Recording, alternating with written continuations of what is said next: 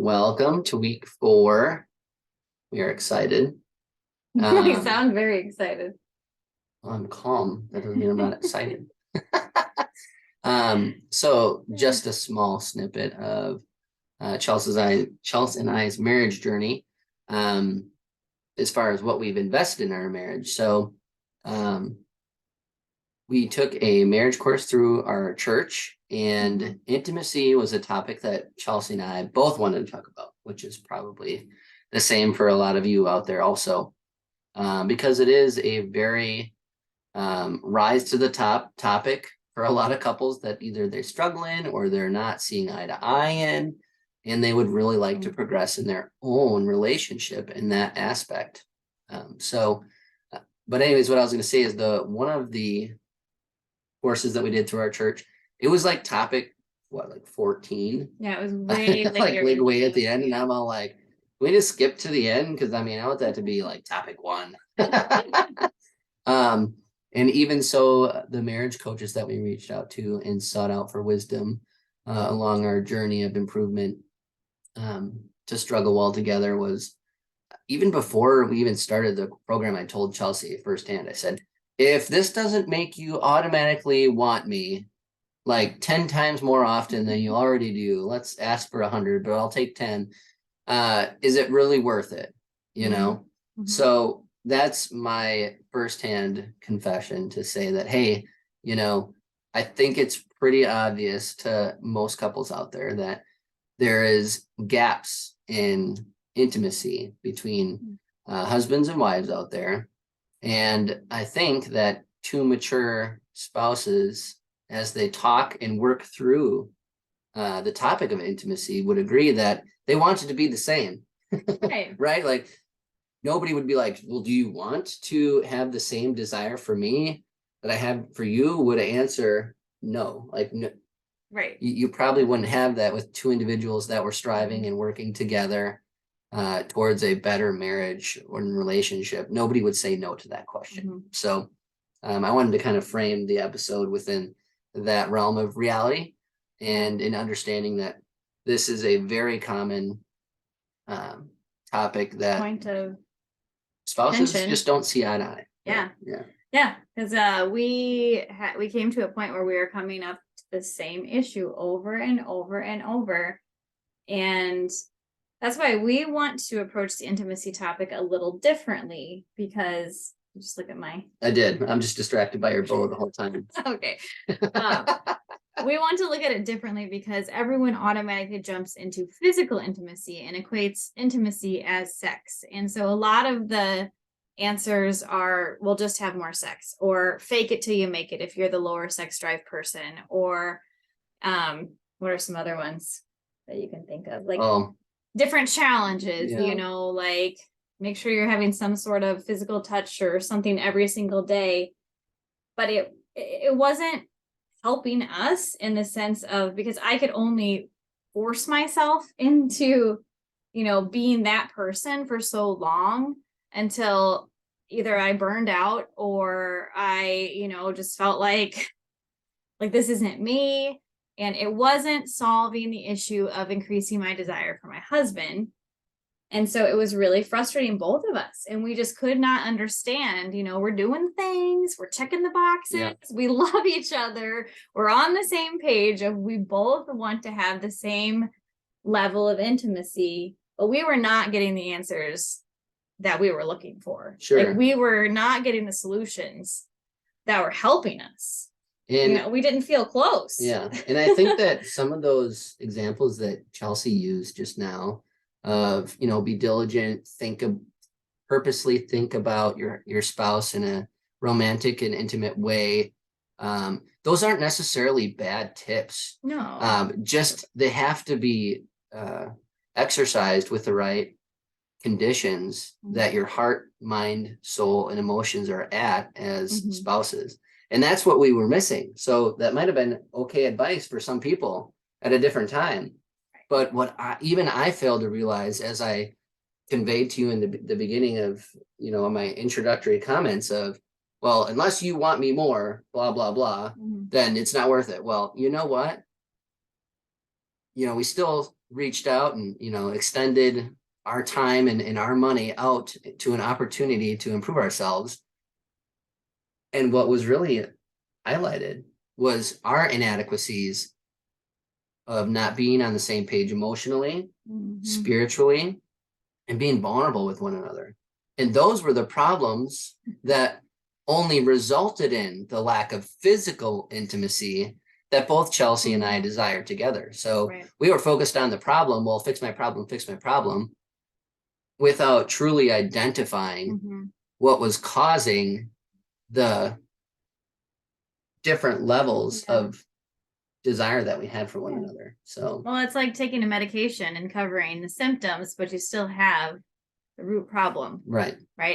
So really what we're talking about tonight is the emotional and the spiritual intimacy that Zach just said lead to the physical intimacy, because that vulnerability and that security is created through emotional and spiritual intimacy.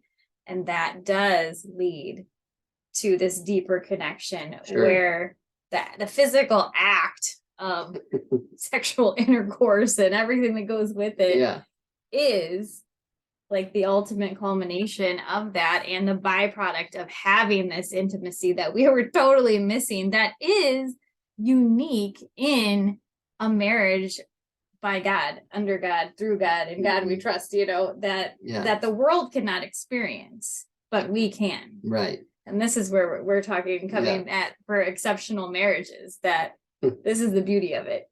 And, that small group, intimate marriage course that we went through with our church, and also the months of coaching that we had, none of it was extensively or even specifically on intimacy.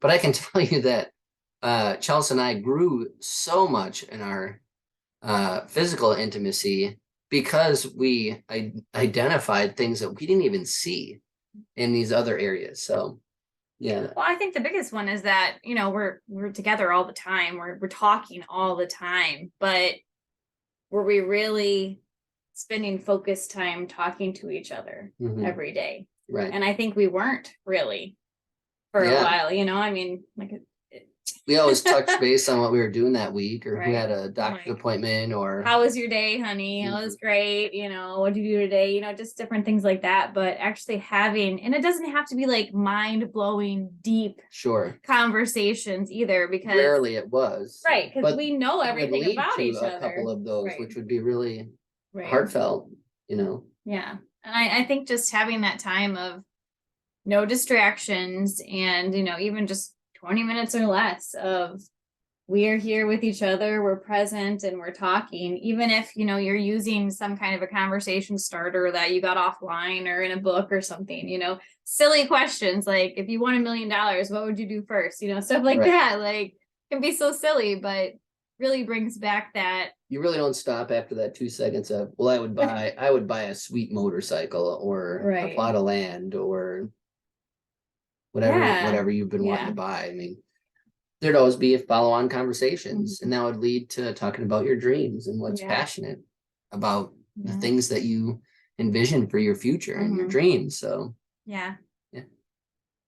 it does bring back that fun too, and that thrill that does go away, right? I think we talked about this in maybe our first episode of the thrill goes away, and you have to come to a commitment point where you're making that conscious decision to stay together.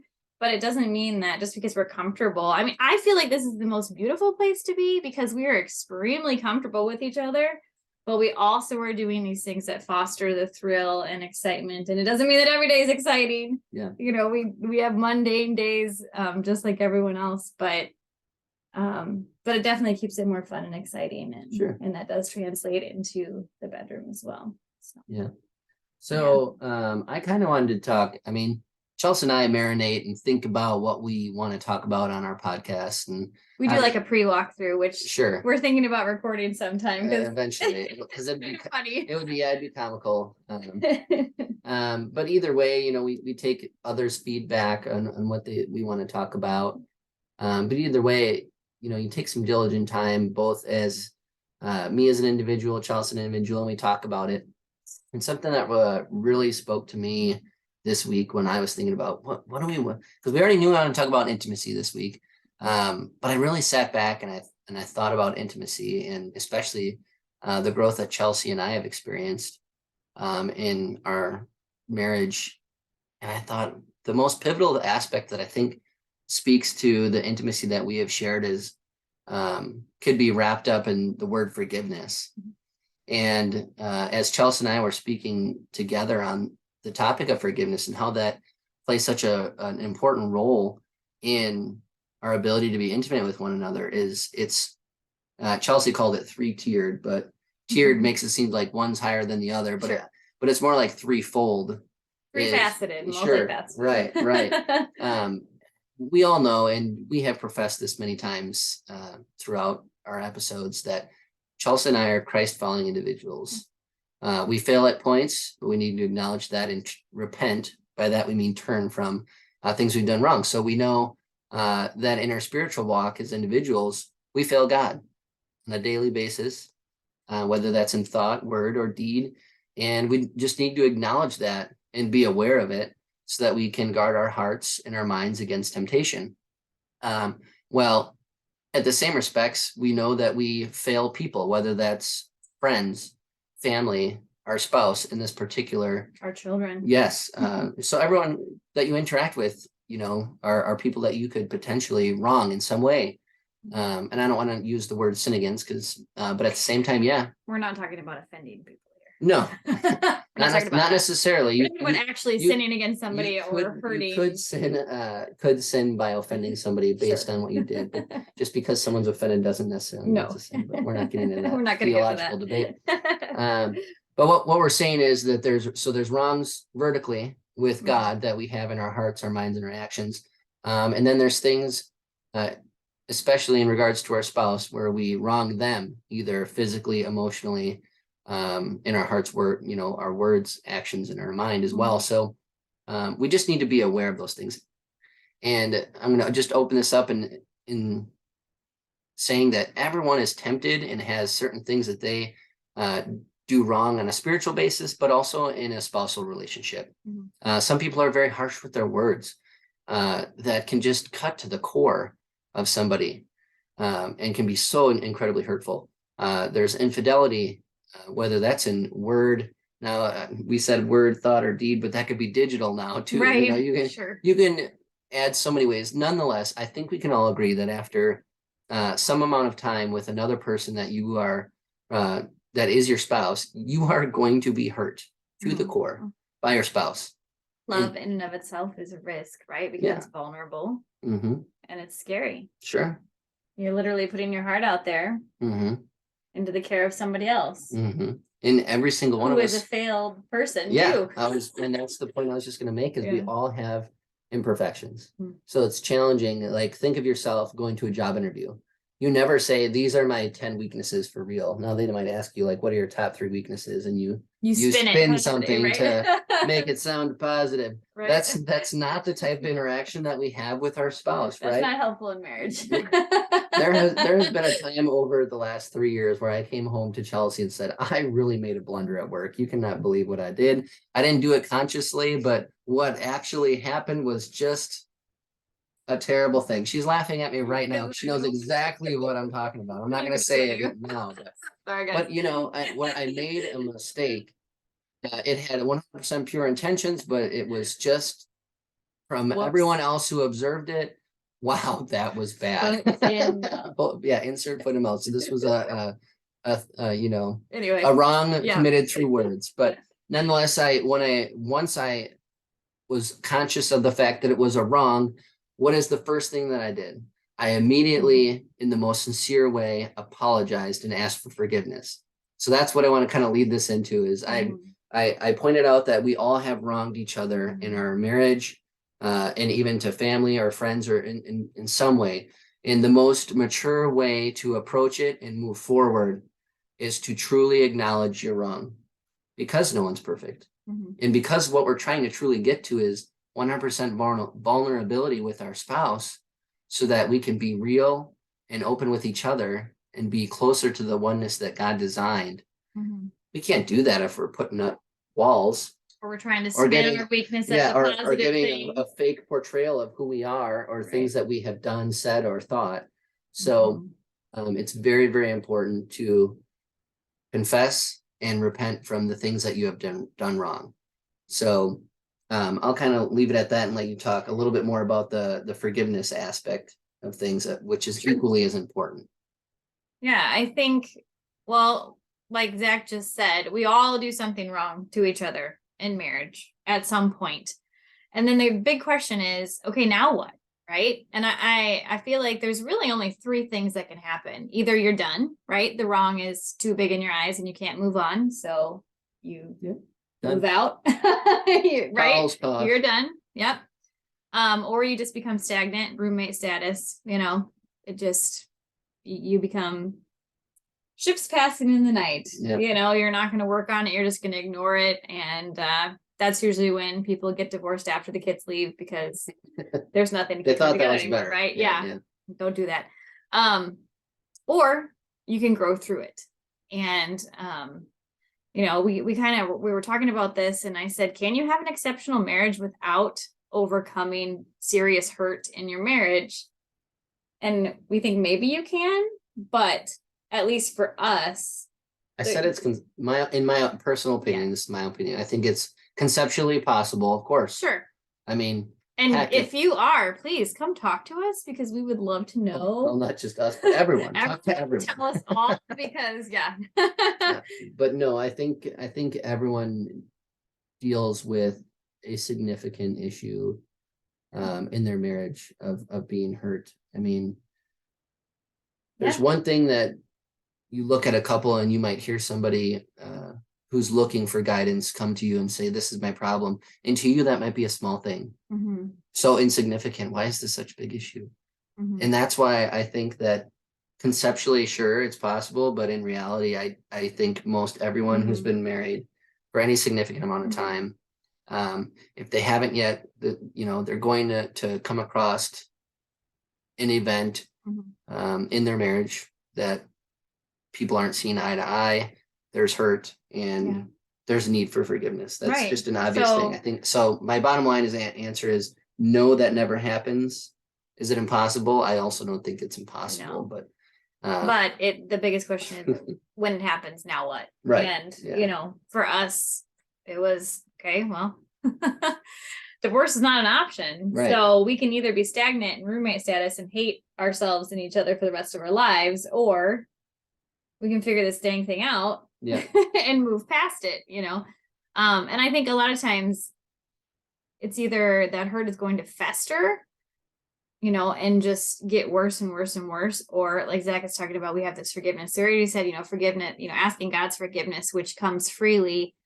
Others' forgiveness doesn't always come as freely, should come freely, but doesn't always. But then there's this forgiveness of ourselves. Right.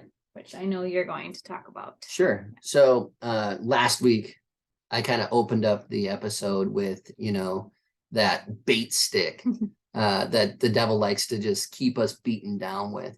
And when we hurt our spouse or we break the trust of people that are important to us, I don't care if that's your parents or someone, you hold on to a guilt. There's people that have still not restored relationships with their parents who, may in the most obvious sense love them because they never forgave themselves.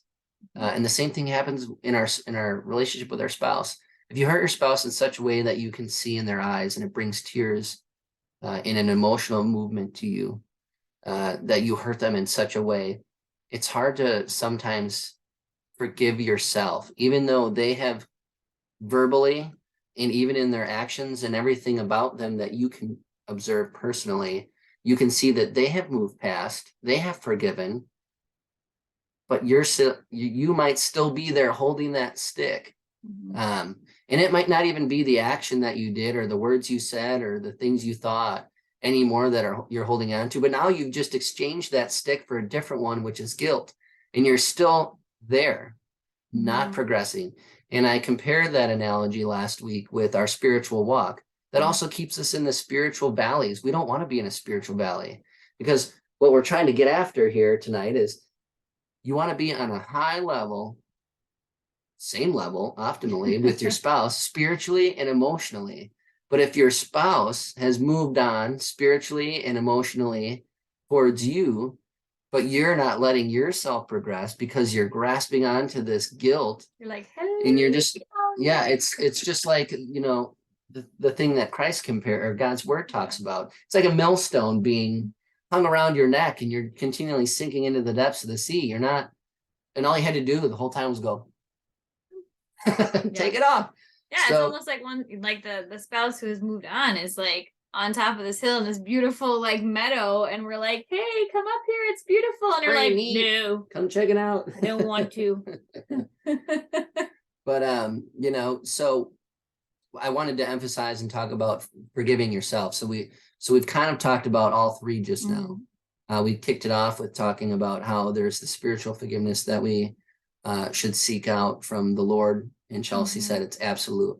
God's grace, his abounding love for us is undeserved, and his mercy that he extends to us, the punishment we do deserve, we don't always get. Now, from a human sense, latitude between family, friends, loved ones, and our spouse, that doesn't come as freely because we're humans, and we have to continually work at our forgiveness. But at the same time, if you don't forgive yourself, you're leaving out not the most important piece, but a significant piece, because it's going to continue to drag down that relationship with God and your spouse. So it's really threefold. You're hurting yourself, your spouse, and your relationship with God. So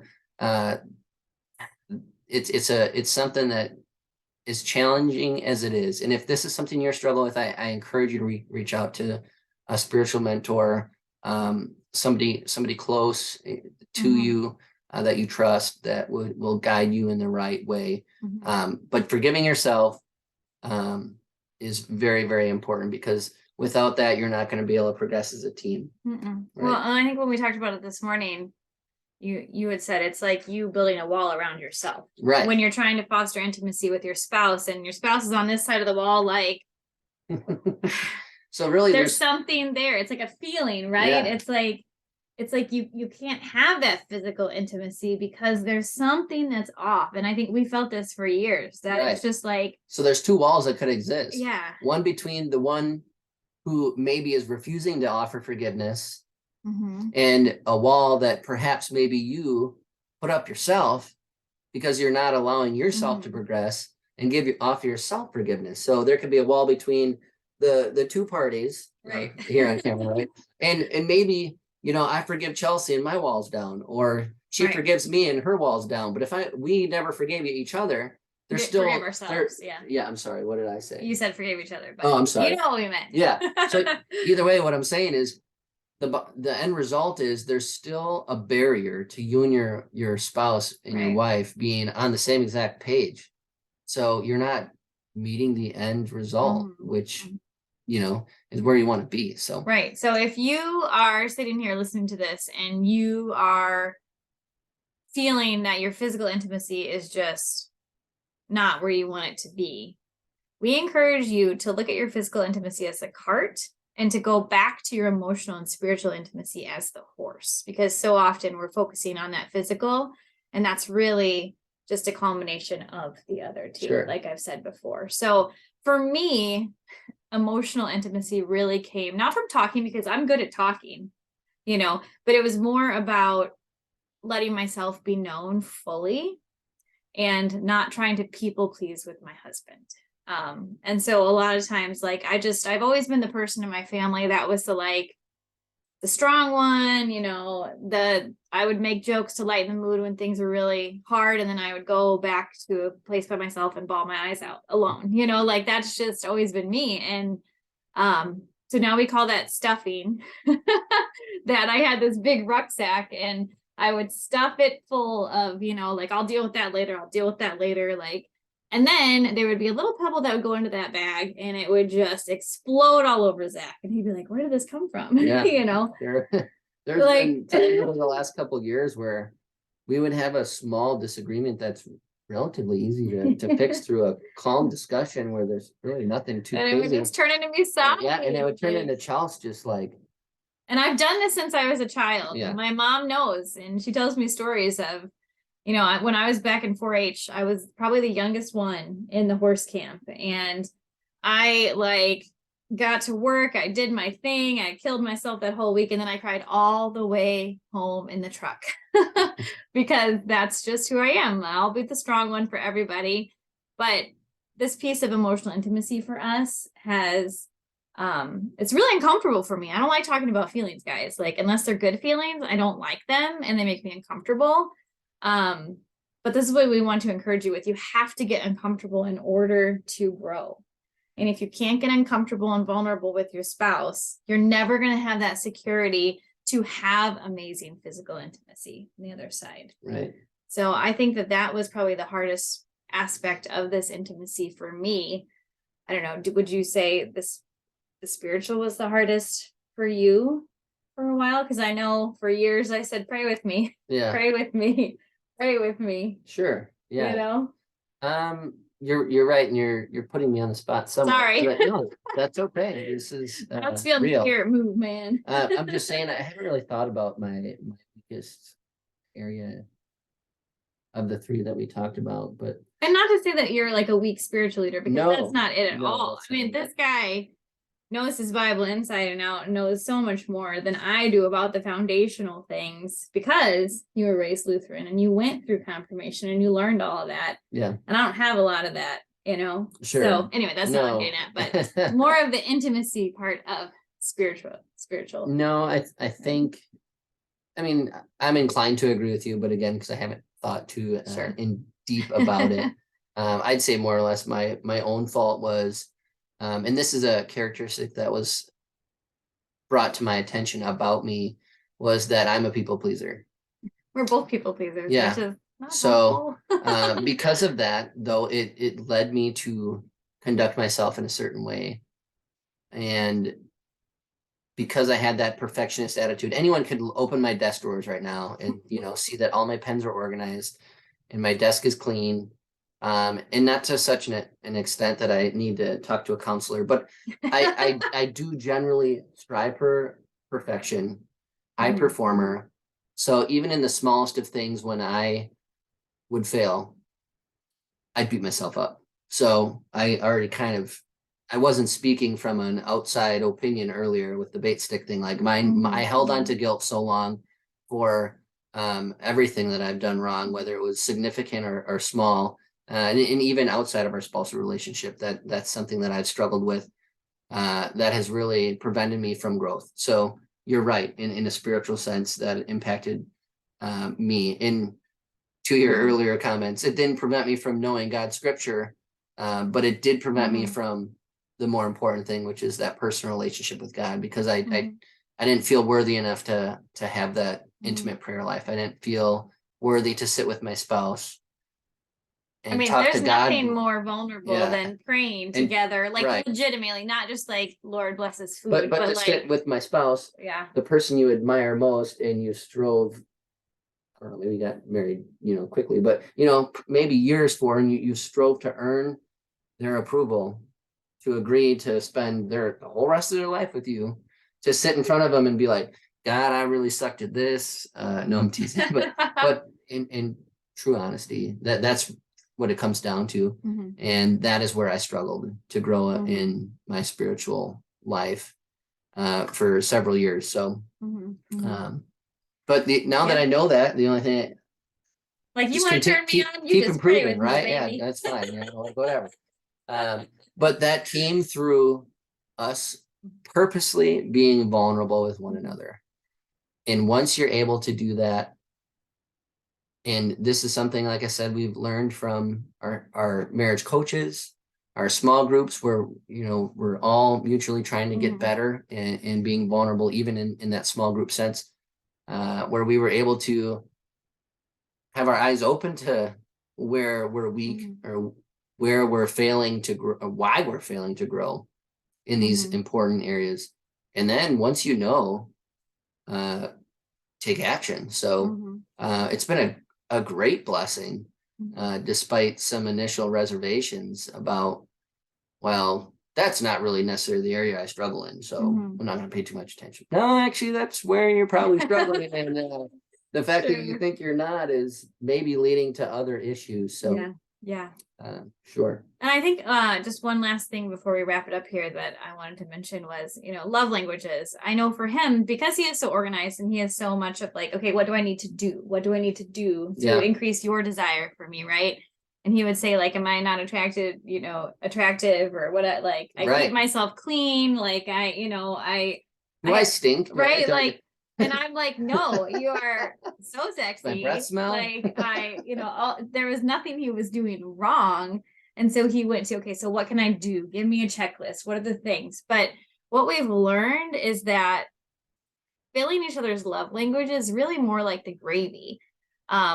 Is that we want to do those things, but it's not a checklist that equals go time. It's not, oh, well, if I show you love in your love language, then you're going to have more desire for me. And Right. then it's going to lead to physical intimacy. Mhm. Honestly, when we focus on the emotional and spiritual intimacy, then the physical intimacy naturally comes. And then that also overflows into us wanting to fill each other's love tank and not feeling like it's some kind of checklist or scoring system or Sure. Something like that. Yeah. And I've always felt that way when we were struggling. I always Chelsea's words were very true and honest about how I was feeling, because this might speak to some perspectives or misconceptions out there of, well, the husband just wants to have sex with me. He only cares about the sex act. And that's absolutely not true. And in some points of some vulnerable, intimate conversations that Chelsea and I had, I said, honestly, honey, I don't want to say that it has nothing to do with that, because that's an important part of it. Yeah. But I have so much more fulfillment spiritually and emotionally of just feeling connected and close to you through doing that make me feel loved. The end result is I just want to be desired by you. And you can't fake that. Sure, yeah. I'm sorry. That was our biggest issue was I'm a performer. I'm a people pleaser. So I will just do the things, but you can't fake desire. I'm sorry. You just can't. So it takes vulnerability. Yeah. And yeah. So the answer is not just to have more sex. That's not the answer. It's getting the cart before the horse. At least for us, that was not fixing the issue. I didn't feel any more desired by my spouse, because for me, it was more pressure. Right. Like now I feel pressure because I need to initiate all the time, and I need to or like, am I doing it enough, or and it just puts so much like thinking, and thinking is not where you want to be. Not for you, at least. Not for me, at least. I got to get out of my head. That's the problem, Sure. So I think we're going to have another episode about the physical intimacy aspect, but we wanted to make sure we got this first and foremost, because at least for us, this over was the solution. Yeah, over the last couple of years, started with just scratching the surface and then truly identifying the root causes to where, someone could give you a how-to manual of all the things sex in the world, and that's not going to do you any good. Well, we have those books out there. I mean, we have books that walk us through it, right? Like, that's true. But my point is even if you did have those and you read them all. Yeah, I've read them all. You're not all of a sudden going to be like, if I were to rate our marriage's intimacy on a scale of 1 to 10, it's a 20. That was not the end result of that invested knowledge. So don't get me wrong, that might be helpful in addition to a lot of other aspects of improvement, but we truly believe that it starts with your spiritual and emotional oneness, and that comes with being vulnerable with your spouse, even if it's hurtful at first, because just like anything, if you tear it down, you can only go up from there. And think of a garden. You got to tear the dirt up first before you can actually plant the seeds. Sure. And nothing's stopping you from your rate of growth either. No. Our level of intimacy is the highest it's been ever. Yeah. And honestly, doing it as much because of Probably the not. current journey we're in with surrogacy, you know, but Yeah. I don't feel distance from you. I felt like, I haven't felt as frustrated right. because I feel valued. Right. I don't feel as frustrated by the lack of the physical act because I know that I feel that I know that my wife still Right. desires me. I'm And- sure you don't feel like I'm just taking it as my ticket out, like, yes, you know what I mean? Which is how I used to feel. Yeah. You know, I used to be like, oh, well, this is going like you know, and it was just like inside I was like, oh, like I feel relieved because I have an excuse. That's not a healthy, intimate marriage. Yeah. At all, right? Sure. So I'm going to be a surrogate for the rest of my life so that I No. never have to engage in physical intimacy with my spouse. right. Free No. ticket. Got it. No. All right. Anything else before we wrap it up with the big No. takeaway? Yeah. No, I'd love to Okay. to reemphasize our takeaways and then end with our Yeah. action Okay. items in our verse. So our big takeaway is that in order to grow, you've got to get uncomfortable, which means getting real with God, real with yourself, and real with your spouse. That's right. And that leads us to our action items. So number one, verbalize. And what I meant by that when we jotted this down was you need to be very pointed and by the way, I'm going to link you back to some practices and principles we talked about earlier. In the right time, in the right place, in the right tone, set aside a moment to be intimate with your spouse, and verbalize repentance or your request for repentance and forgiveness to each other. So obviously that's a two-way street, right?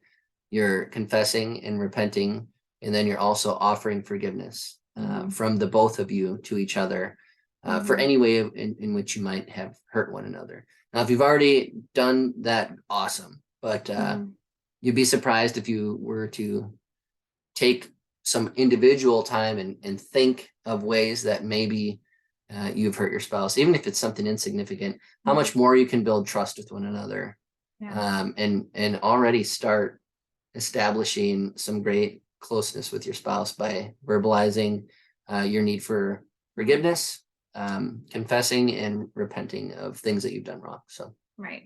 one. And I think one thing I want to note is forgiveness. Yes, it is a one-time thing. Like I offer you forgiveness, I forgive you. And now I'm going to choose every single day to not hold that offense against you. Sure. Just as God doesn't hold our offenses against us. And I think that that's a key, and that's a daily decision. And there are going to be times when things pop up that you either have a thought or something reminds you of something, and you're going to, or a completely unrelated offense, but, right? You know, the devil will be like, "Oh, remember that one time?" Yeah, and we'll start to prod you, and it is your.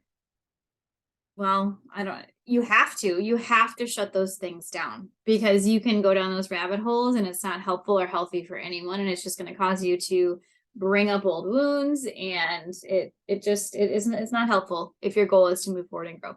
Okay. So number 2 is to get vulnerable with your spouse and take action.